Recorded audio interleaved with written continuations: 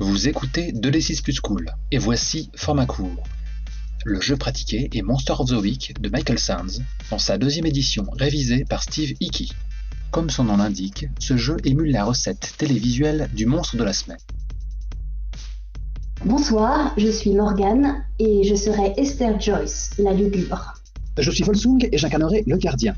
Nous jouons à Monster of the Week et en temps normal, en tant que gardien, je suis censé avoir cuisiné un mystère aux petits oignons avec une créature qui a son mode opératoire et potentiellement une première victime.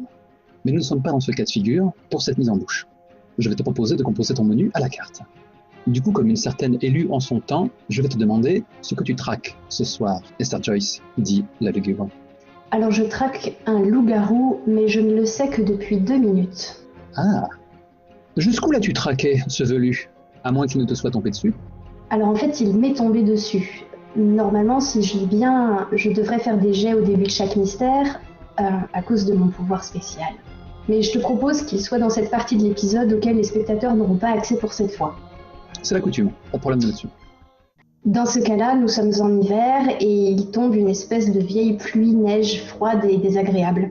J'étais passée au centre commercial parce que j'espérais pouvoir trouver un DVD du film de David Bowie, The Labyrinth, pour mon ami disquaire. Et alors que je farfouillais les rayons à la recherche d'un DVD d'occasion qui pourrait ressembler à ce que je cherche, et je me suis mis à avoir une espèce de vertige et une petite goutte de sang est tombée de mon nez directement dans le bac à DVD, signe d'une prémonition qui n'allait pas tarder à arriver. Quelques flashs rapides, et j'en ai déduit, un peu prise de vertige, qu'il y avait un loup-garou dans le centre commercial et que ce petit enfoiré n'allait pas tarder à se manifester un peu contre son gré et qu'il risquait donc de faire un carnage. Oh, donc cet animal nuisible va faire bon gré mal gré son premier changement au milieu des simples mortels que tu te sens le devoir de protéger. Tout à fait. Et je vois déjà la liste des problèmes s'allonger jusqu'à l'horizon. On dirait que tu connais ton sujet. Dois-je comprendre que Milton, ton parrain et tuteur, t'a briefé sur les loups-garous? Alors il m'a briefé sur un paquet de choses et effectivement on a beaucoup étudié les loups-garous. Mon premier problème c'est que même si j'en sais beaucoup à leur sujet, je n'en ai jamais croisé et que je suis plutôt du genre crevette. Alors un gros baraquet comme celui-là, ça me fait un peu peur. Tu as étudié tout un défilé de créatures dangereuses et j'imagine qu'on t'a mis en garde contre la sauvagerie d'un tel spécimen. Oui, du coup, la prémonition ne me fait pas du tout plaisir et moi qui n'étais pas trop motivée à chasser toute seule, je m'y trouve obligée par la force des choses. Qu'est-ce que tu as entreaperçu dans cette vision? Un parvis, du coup, j'imagine que c'est celui qui est à côté du centre commercial, des bars, de la mousse, alors je pense qu'il s'agit de bière d'une façon ou d'une autre, et évidemment la pleine lune qui se dévoile derrière les nuages d'hiver. Est-ce que tu es en train de me dire que tu as défié le couvre-feu de ton révérend père? Pas exactement. Disons que je devrais être à la maison depuis une dizaine de minutes et que de toute façon je suis déjà en retard, alors quitte à être là. Ça signifie que ton téléphone portable vibre sans discontinuer? Oui, mais disons qu'en reposant le DVD dans le bac, je me dis que je décrocherai plus tard parce qu'il y a un peu plus urgent sur le feu là. Qu'ont-ils tous ces chasseurs à jouer des postados sous tutelle qui ne peuvent pas voler de leurs propres ailes? Non. En tout cas, moi j'ai décidé que j'allais me débrouiller comme une grande pour une fois. Espérons que tu riras de cet instant un jour. Ah, je vois déjà la colère que va me piquer Milton, alors autant ne pas y penser. Ok. Est-ce que l'histoire regorge de faits divers, de ces fameux changements qui auraient laissé bon nombre de cadavres derrière eux? Qu'est-ce qui fait que l'humanité n'est pas au courant de la résistance? Je crois que, soit par une forme d'instinct, soit par une question de hasard, elles se sont toujours produites dans des conditions qui les ont fait passer pour quelque chose de normal. J'imagine que un petit massacre dans un stade sera plus facilement imputé à des hooligans qu'à un loup-garou qui avait trop bu. Dois-je comprendre que ces garous, on pourrait aisément les prendre pour des humains monstrueux, plutôt que comme des animaux bipèdes? En tout cas, moi c'est l'hypothèse que je défends, oui. Dans mon esprit, il ressemble plutôt au grand méchant loup que tu peux trouver dans le jeu vidéo de Telltale, The Wolf Among Us, qui est plutôt cool d'ailleurs. 2D6 plus cool est une émission culturelle. Voilà, c'est fait! Du coup, comme tu me tends une perche, on va utiliser un de tes moves de lugubre. Allons-y. Le move pressentiment. Pressentiment. Quand une calamité se produit, ou est sur le point de se produire en un autre lieu lance plus Sharp. De combien est ton Sharp, Esther? Plus 2. Ah, petite fessée. Ouais. Quel est ton résultat? 6. Est-ce que tu acceptes ce résultat ou est-ce que tu crames ton premier point de chance pour changer ce résultat en un 12+? Sachant que si tu cèdes, tu gagnes quand même un point d'XP, vu que tu viens d'échouer. Non, je joue en difficile, je laisse passer. Ok, premier point d'XP. Tu en as connu une aussi qui était avide de cela. Bien, que fais-tu, Esther, là tout de suite, dans tes rayonnages? Je crois que je reste frisée un moment avec le DVD entre les mains, le temps d'encaisser la vision, de faire un petit point, de remettre les images dans le bon sens et de me dire que finalement, il faut que je cours jusqu'au parvis. Alors, je lâche tout, j'attrape juste mon sac dans lequel il y a mes affaires de chasseuse et je me mets à cavaler dans les escalators du centre commercial. Tu bouscules la petite vie tranquille de ces passants insouciants, jusqu'au moment où, alors que tu te retrouves en plein milieu d'un escalator, tu bats les paupières et c'est devant toi un charnier. Oh non, non, non, non, non, non.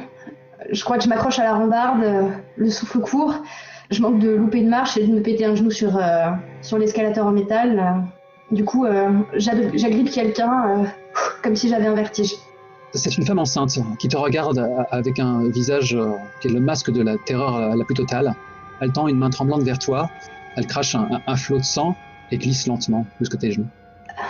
Je dois être à peu près aussi blanche que les néons du centre commercial. Je crois que je me mets à cavaler aussi vite que je peux, le souffle court, en bousculant tout le monde, et je remonte le charnier jusqu'à ce que je sais être le parvis. Et voici un comité d'accueil improbable. C'est un vigile qui, en te voyant pousser un hoquet de terreur, trébuche dans une flaque de sang et tente désespérément de se saisir de son taser avant de pointer dans ta direction. Je viens lui mettre un coup de pied dans la main pour qu'il le lâche. Je sais pas ce qu'il voit, mais c'est pas le plus important. Maintenant, il faut que je trouve cette espèce de créature et que je l'arrête. En lui décochant un coup de pied, tu as arraché sa main au niveau du poignet. Il pousse un hurlement en saisissant son moignon, prostré, suppliant pour sa vie.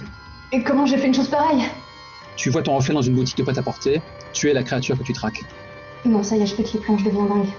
Je me prends la tête entre les mains et je sais pas, je me mets à genoux et je commence à me secouer genre non, vas-y, reprends-toi, c'est dans ta tête. Il y a une voix étouffée qui se fait entendre, comme si tu étais totalement immergé. Que quelqu'un appelle les secours! Mademoiselle! Je m'accroche à cette voix comme si c'était un filet de sécurité et j'essaye de remonter. Tu n'as pas quitté la boutique de DVD, bien sûr. Tu as perdu connaissance.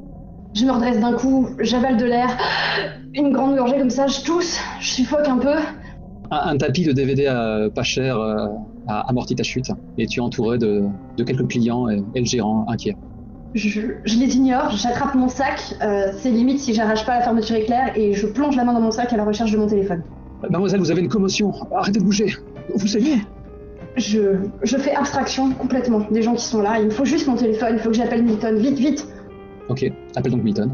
Donc j'attrape mon téléphone, j'ai du mal à faire switcher l'écran convenablement, je suis obligée de m'y reprendre à 2 ou 3 fois.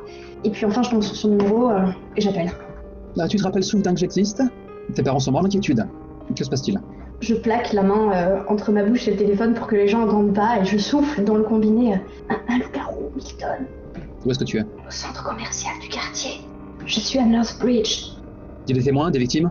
Pas pour l'instant. Ça veut dire qu'il n'a pas encore fait son changement? Ça va pas tarder, mais je sais pas quand. J'ai juste vu le parvis et la lune. Ok, je me jette dans ma voiture, je te rappelle. Je raccroche, je mets le téléphone dans ma poche pour l'entendre vibrer et je me relève. Ok. Eh bien, cette fois, on la refait en moins crispé? Allez. Donc j'attrape mon sac, je me remets debout tant bien que mal et je redescends vers le parvis. Encore. Naturellement, tu as quand même quelques vertiges. Et c'est faux que la pointe à vision était exacte, puisque tu retrouves exactement les mêmes passants, la même femme enceinte qui, par contre, est en bien meilleure santé que la première fois. Je crois que je peux pas m'empêcher de la regarder bizarrement, de la dévisager, même quand elle me dépasse. Elle est insouciante, elle n'a même pas remarqué que tu l'as fixée. Et tu ne t'auras pas à recroiser ce vigile, qui est encore l'usage de ses deux mains. Ouais, je pense qu'au moment où j'arrive à l'endroit où je lui ai défoncé le poignet la première fois, j'ai un moment d'appréhension. Il ne manquerait plus que tu t'excuses. Il manquerait plus que ça, en effet. Ok. Tu te retrouves donc sur le parvis. Les rues de Providence sont toujours aussi grouillantes de vie. Les gens vaquent à leurs occupations telles des abeilles laborieuses. Comment vas-tu trouver la créature, Esther? Voilà. Le seul indice que j'ai, c'est éventuellement à peu près la place de la Lune, mais avec les nuages, pour l'instant, on n'y voit rien du tout. Et j'aimerais bien que la situation reste comme ça encore un peu. Et sinon, mon seul indice, c'est quoi? C'est les verres de bière. Alors, j'essaye de partir du côté où il y a tous les bars les uns à côté des autres. Ok.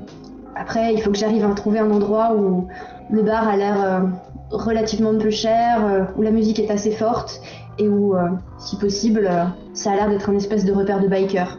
A priori, de ce que je sais des loups-garous, c'est dans ce type de contexte qu'on les trouve plus facilement.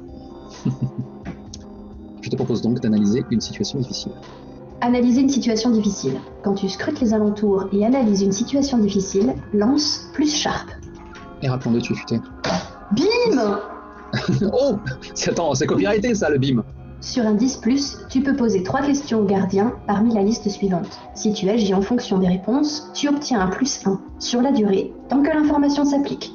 Et quelles sont-elles ces questions? Dis-moi, gardien, quelle est ma meilleure approche? Ta meilleure approche pour... Pour retrouver le loup-garou, bien sûr.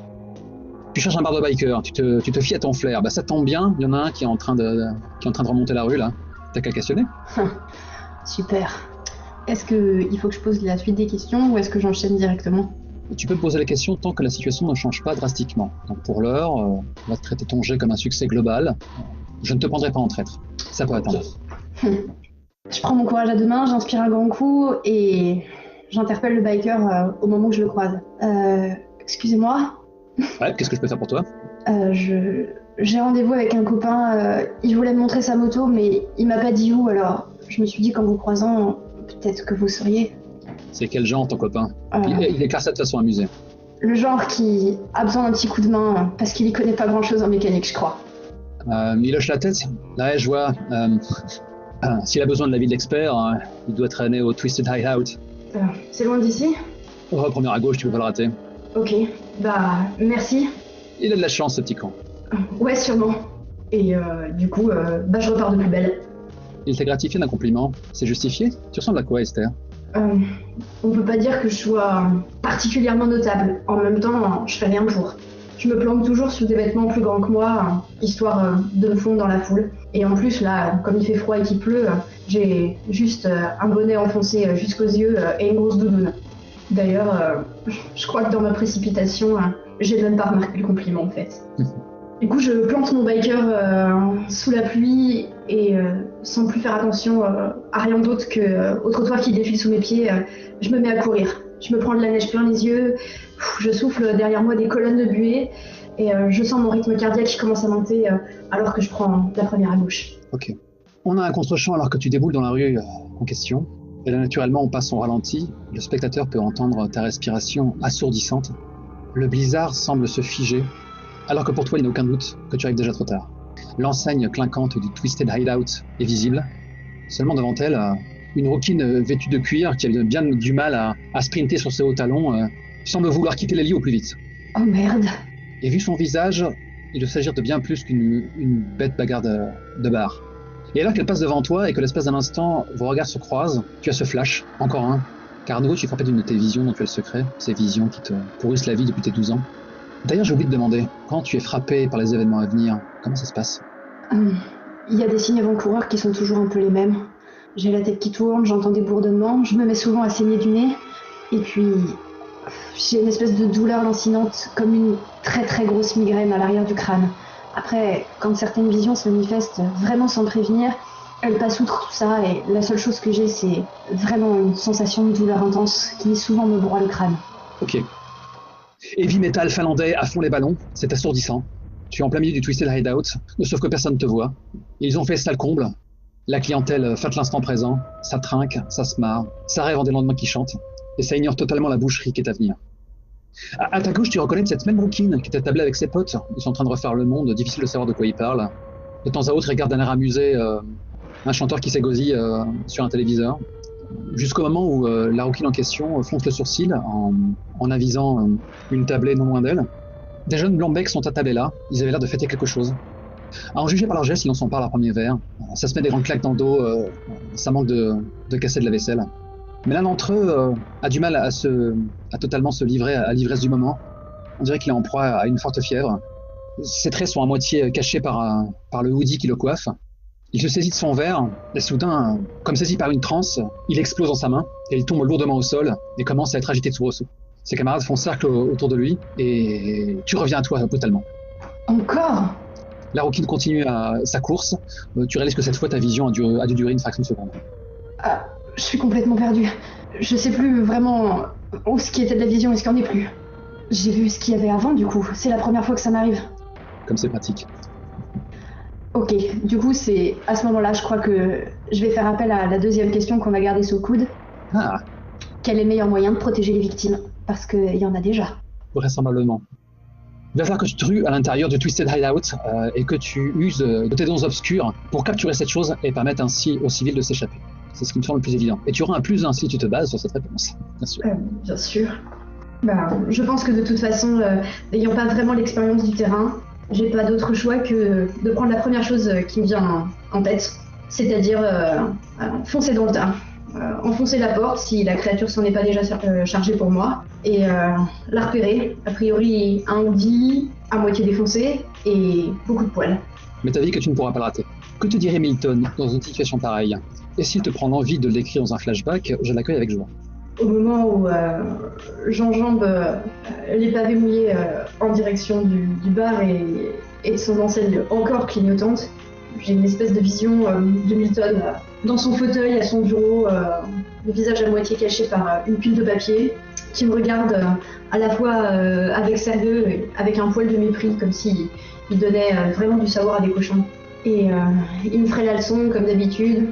Attention Esther, les loups-garous, c'est beaucoup plus rapide et ça saute, alors essaye de faire en sorte de le mettre dans un coin où il puisse pas bouger. Attention Esther, un loup-garou, ça a des griffes, alors essaye de viser son angle mort et de faire en sorte de lui tourner autour pour qu'il puisse jamais t'atteindre. Oh, et évidemment, ne perds pas le contrôle.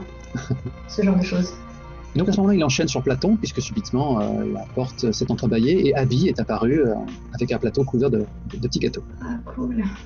Mais cette pensée ne te réchauffera pas le cœur longtemps, car nous sommes dans l'instant, alors que tu déboules dans le Twisted Hideout. Et au moment où je passe la porte, j'ai justement une pensée pour Milton, et je me dis que j'aimerais bien qu'il se grouille, bordel. Si seulement.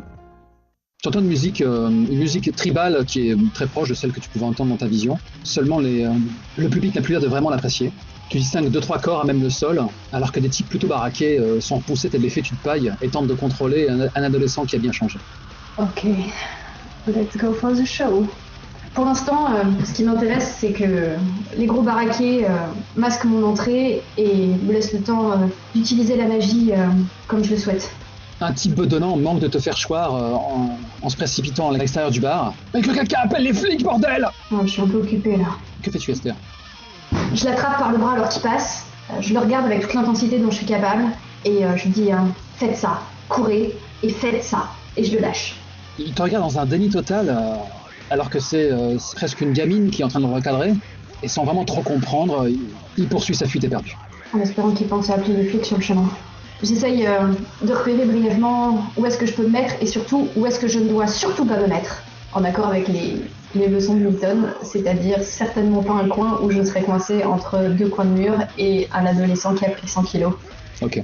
Comment vas-tu réussir à entraver cette créature sans piéger des innocents avec elle? Je pense que il va falloir que j'utilise quelque chose qui, a priori, ne blesserait pas les innocents ou ne les gênerait pas, mais qui, pour un loup-garou en pleine transformation, est problématique. Je suis tout oui, éblouis-moi, use de tes dons, use de ton art. Eh bien, a priori, désorienté comme il est et hypersensible à peu près tout ce qu'il croise, nous allons utiliser la lumière. Et ça tombe bien parce que j'ai des gros projets de scène sous la main. Donc si je pouvais tous les allumer d'un coup avec un petit coup de magie et lui mettre plein la gueule, ce serait bien. Ok, tu fais donc appel à la magie. Faire appel à la magie. Lorsque tu utilises la magie, dis ce que tu espères obtenir et comment tu lances le sort, puis lance plus weird. Avant de faire ton jet, par contre, je vais te demander à quoi ça ressemble quand tu lances un sortilège, car ça change pour chaque chasseur. Je crois que quand je lance un sort, j'ai les yeux qui changent de couleur et je m'élève très légèrement du sol, en mode Ok, la classe. Voilà, mais du coup, ça a tendance à faire peut-être, je sais pas, un peu de vent, des trucs comme ça, pas très discret quoi. Eh bien, tu me tends une perche. Donc, du coup, je m'en saisis et je vais te taper dans les rotules avec. Formidable. Frappe-moi, j'aime ça. Tu as évoqué la discrétion. Qu'est-ce que ton parrain t'a dit là-dessus? Qu'en est-il du voile de la réalité qu'il faut préserver, de l'innocence, de la quiétude du troupeau? Vaste sujet. En gros, Milton dit, à moins que la situation soit réellement désespérée, et évidemment, il ne m'a jamais expliqué ce qu'il entendait par là, il faut que le commun des mortels ait toujours une explication rationnelle sous la main pour couvrir les agissements des chasseurs. Et il n'a pas cessé de me matraquer le crâne avec l'idée qu'il fallait toujours avoir disparu et avoir réglé le problème avant l'arrivée des autorités, parce que sinon c'était vraiment un paquet d'ennuis. Et puis mon père m'a dit, mentir, c'est mal. Chaque seconde qui s'égrène est donc un luxe. Ok, tu peux faire ton jet et tu choisiras éventuellement tes effets. Allons-y. Plus 2, hein, parce que je crois que je suis vraiment bizarre. Ah oui, ça pour être bizarre, t'es bizarre. 8, succès mitigé. Sur un 7-9, le sort est imparfait. Choisis un effet et un problème. Le gardien décide des conséquences du problème. Quel est ton effet? Quel est ton problème? Mon effet, évidemment, c'est capturer une personne spécifique, un sbire ou un monstre. Nous sommes d'accord. Problème, l'effet est de courte durée. Yikes! Ok. Écoute, tu es si doué pour ça, donc je te donne le luxe de décrire ce qui se passe pour l'instant. Je me concentre, je mets mes mains comme si je faisais une prière, ce qui est assez paradoxal. Je ferme les yeux et je commence à me concentrer. Il y a du vent qui se lève dans le bar, ça soulève les serviettes, les éclats de verre et ça commence gentiment à faire trembler les vitres. Et alors que je dois être à 20 ou 30 cm du sol, avec les cheveux tout dressés sur la tête, les projecteurs qui sont autour de la scène s'allument tous d'un coup et se tournent, comme par magie, dans la direction de l'adolescent qui est devenu un loup-garou. Juste le temps d'attirer son attention sur moi en fait. Et au moment de lancer le sort, je dis que la lumière soit. Ah! Tu fais bien plus que l'éblouir. Il semblerait que même la réalité se plie à ton bon vouloir. Car lorsque ce vestige d'être humain tente d'échapper à cette lumière aveuglante, il s'avère qu'il en est incapable. C'est comme si le simple fait de hasarder un orteil hors du cercle de lumière lui provoquait des brûlures atroces. Cependant, les héros du soir, tout de cuir vêtus, n'ont aucunement conscience du phénomène et vont continuer à tenter de le maîtriser et sans doute risquer leur vie. Ça veut dire qu'il va falloir que je fasse la babysitter de mecs qui font 4 têtes de plus que moi. Il va falloir que tu les encourages à se barrer, ouais. Au moment où je repose pied sur le sol et que je constate un peu à ma propre surprise d'ailleurs l'effet du sort que je viens de lancer. La vache, j'étais capable de ça. Alors, je constate surtout que cette bande de débiles risque de se faire découper en deux malgré tout. Je réfléchis. N'oublie pas que ce sortilège sera de courte durée. Si tu as un doute, tu peux analyser une situation difficile, car elle l'est. Je crois que c'est ce que je vais faire. Tu peux aussi tenter de les convaincre de se barrer, et dans ce cas c'est un jeu de manipuler, et tu n'es pas très doué pour ça. Et je le sais. Donc à la limite, pendant que j'ai encore un peu d'esprit, je vais essayer de trouver une autre solution. D'accord. C'est mitigé. Sur le fil du rasoir. Sur un 7-9, tu peux poser une question au gardien parmi la liste suivante. C'est évident. Quel est le meilleur moyen de protéger les victimes? Que dirais-tu de les projeter à travers la vitrine, loin de leur adversaire? Je pense que je vais réutiliser la magie. Je crois que c'est mon jour. Faire une chose qui est au-delà des limitations humaines. Prendre 3 baraquets et les balancer par la vitrine. Ce sont de simples mortels, c'est recevable. Ce seraient des antagonistes, je serais peut-être plus chatouilleux. Alors que tes méninges s'activent à toute vitesse pour trouver une solution au problème, tu entends cette voix distincte, malgré la musique assourdissante, et les bruits de lutte. Tu pourrais même distinguer son visage sur les débris de verre qui t'entourent. À quoi ressemble le reflet? Mon reflet, c'est moi. Exactement moi. Il porte toujours les vêtements que je porte. Et il semble être précisément là où je suis. Mais il a toujours sur le visage un air sardonique et un petit sourire mi-moqueur, mi-commercial. Du genre, je vais te proposer le plan qui va sauver ta vie, mais ça va être un peu cher. Tu signes? Dès l'instant où elle s'adresse à toi, le temps semble à nouveau se figer. Est-ce que ces primates ont vraiment besoin de ta pitié? À quoi bon les sauver, s'ils sont suicidaires? Je crois que j'ai un reniflement de dédain à son intention. Il faut bien que quelqu'un ici fasse le travail quand les adultes sont pas capables. Et je pense que pour la faire taire, je vais vraiment récupérer les bikers et je vais vraiment m'en servir pour péter la vitre dans laquelle elle se planque. Oh, grand bien te fasse. Elle a peut-être juste le temps de placer ça avant que tu lances ton sortilège du coup. Tout à fait. Alors allons-y. C'est parti. Ne te rate pas parce que là par contre, c'est typiquement le moment où il pourrait te taper sur les doigts. C'est pas si mal. C'est même plus qu'honorable. 9, c'est très bien. Hein. Donc choisis ton effet et ton problème. Eh bien, je vais faire une chose qui est au-delà des limitations humaines. Et mon problème... La magie attire sur moi une attention immédiate et vraiment indésirable. Je te tends de nouveau le micro.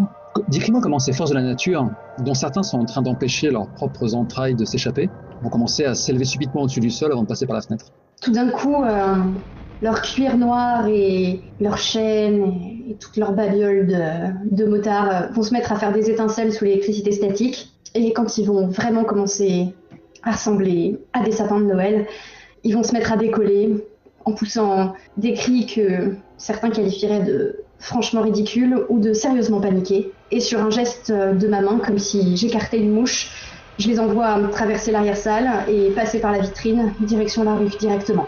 Ils s'écrasent un peu maladroitement sur les pavés et le chemin entre moi et la créature est libre maintenant. La fenêtre vole en éclats et dans chacun des fragments de verre, tu peux voir le reflet qui s'exclame Joli tir groupé. Oh, tu es vraiment très très doué. La créature te fait alors face, ses traits inhumains éructent un hurlement de rage, alors que la lumière des projecteurs vacille et que tu sais que ta barrière n'est plus. Cependant, dans l'explosion, les baffles se sont tus subitement, et tu peux entendre une sorte de hoquet de surprise derrière toi, et quand bien même tu ne te retournerais pas pour en voir la source, le spectateur, lui, peut voir derrière toi une sorte de sosie de Danny Trejo, dont le crâne dépasse à peine du comptoir. Cependant, la serveuse qui l'accompagne semble déjà plus téméraire, car elle te braque avec son téléphone portable. Aucun doute qu'elle est en train de garder un souvenir inoubliable de cet instant. Mes yeux se ferment, ma mâchoire se crispe, et la première pensée que j'ai est pour la raclée monumentale que va me coller Milton quand on sera de retour à la maison. Sachant que je peux t'affirmer qu'à un moment tu as pu entendre Milton en conversation avec ce qui était sans doute un chasseur, et tu pouvais entendre à l'autre bout du fil une voix enrouée qui disait « Je maudis le jour où YouTube a été inventé !» Il y a de ça. Du coup, c'est peut-être complètement inconscient, mais ma priorité c'est de me ruer sur le comptoir, de profiter de l'effet de surprise, de lui arracher son téléphone des mains. Oups, pardon, je suis désolée, et d'envoyer le précieux appareil s'écraser quelque part sur la bête, directement. Je vais te demander d'abord d'agir sous la pression, car... Je suis très mauvaise pour ça. Tourner le dos à un garrot, Milton... J'ai pas dit que c'était la pire idée qu'il pouvait avoir. J'ai dit que j'étais très mauvaise pour agir sous la pression. Alors, quand tu agis sous la pression, lance plus cool. Ma pauvre enfant, tu lances à moins 1. Oh là là, je suis vraiment très mauvaise à ce jeu-là. Mais c'est bien, vous serez complémentaires. Plus tard, si tu survis. Et ben voilà. 6. Est-ce que tu acceptes ce résultat, Esther? Non. Ah! Tu crames donc un premier point de chance. Voilà. Ceci, c'est désormais un 12+. À nouveau, le temps suspend son cours. Tu fais un bond en direction de la serveuse. Tes doigts ne se sont même pas refermés sur l'appareil qu'on voit la créature te décocher un uppercut griffu qui te fait heurter le plafond, cracher un jet de sang avant de retomber sur le comptoir. Mais cette vision fugace n'est qu'un avenir qui ne se produira pas. Décris-moi comment tu arraches le téléphone des mains et que tu tentes de l'expédier en plein visage de la créature, tout en tenant compte de l'uppercut qu'elle est censée t'asséner. Alors que je m'élance en direction du comptoir et que j'ai la vision de ma possible mort prochaine entre les pattes de cette sale bête, je me jette sur le zinc et je profite de cette surface un peu huileuse et pleine d'alcool renversé pour glisser, évitant de justesse les griffes qui viennent se planter dans le comptoir. Joss-Whedon aurait adoré. Sachant que j'ai là une fraction de seconde de répit, j'attrape le téléphone et faisant quasiment une roulade sur moi-même, toujours sur le comptoir, j'envoie directement l'objet dans la tête du loup-garou. Il rebondit sur sa trogne repoussante sans lui faire le moindre dégât. Il y a peut-être quand même une réaction de stupeur qui rappelle l'humain qu'il a été. Tu distingues une barbe blonde, des yeux clairs, mais avec des crocs jaunes et repoussants, et une toison qui lui mange le visage. La serveuse et le barman se sont réfugiés sous le comptoir et poussent des cris de terreur. C'est parfait qu'ils y restent. Je profite de cette proximité inattendue, mais pas forcément inutile, pour sortir le couteau que j'ai sous ma veste et essayer de planter la bête dans la jugulaire directement. Tu souhaites donc attaquer ce garou avec une arme blanche. Si tu le fais, tu vas donc faire un jet de beauté d'écu sans pour autant bénéficier de ton confortable +2, car tu ne fais pas appel au move que nous avons si judicieusement baptisé la raclée du siècle. Ah oui, c'est vrai, il y a ça. Ce sera un beauté d'écu à 0. C'est excessivement dangereux. Ah non, on va aller lui coller une bonne grosse raclée. Voilà. Oui, mais c'est sans doute préférable. Oui, c'est sans doute préférable. On a un cut, on a une vue quasi aérienne de la rue. On entend un décrissement de pneus caractéristique des séries télé. Il conduit quoi, Milton? Oh, tu sais, une de ces vieilles Chevrolet décapotables. Yes, une bagnole qui a du style. Bon, exactement, comme Paul Bettany. Voilà, à son image. Donc on reconnaît la cheville de Milton qui fait plein gaz en direction du Twisted Hideout. Revenons à notre jet. Il est ton move. Allons-y. La raclée du siècle. Lorsque tu utilises tes pouvoirs pour botter des culs, lance plus weird à la place de plus top. L'attaque a comme tag 2 armes courtes, évidentes et perce armure. Botter des culs. Lorsque le combat commence et que tu bottes des culs, lance plus top. Lance donc les dés. Si tu te botches, je ne te demanderai même pas à quoi ressemble ton attaque, car tu ne pourras pas la porter. Quel rire. Bim 10. J'ai connu une joueuse qui célébrait sa victoire par des bimes retentissants. Elle serait fière de toi. Casse dédié. Du coup, ça ressemble à quoi la raclée du siècle?